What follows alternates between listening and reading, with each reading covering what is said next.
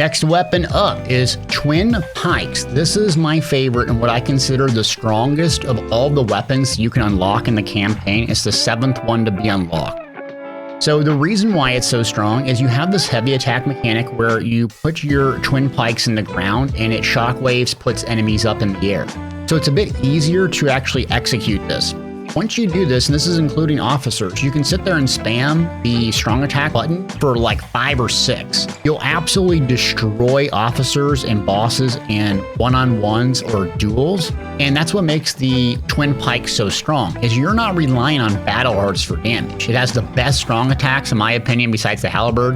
And it builds bravery quickly because you're not spamming battle arts for damage. Now, the key is, though, is the animation is a bit long and funky, so you have to get used to jabbing these Twin Pikes in the ground. Moreover, if you're moving slightly forward, you'll start running forward and slashing your Twin Pikes, so you have to really be cognizant of planting down, launching them up in the air, and just stun locking them in the air. You'll just nuke everything. And the battle arts can miss, so sometimes the battle arts whiff, and it's not the best. Now, when it comes to the battle arts, the very first couple are really awesome. You're going to do just a wide AoE with double bite and it's big 360 area.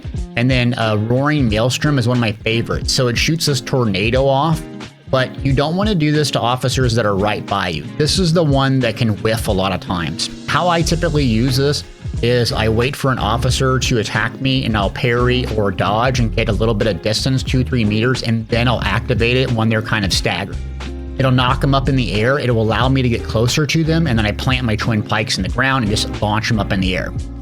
Later on, you're going to get some other skills.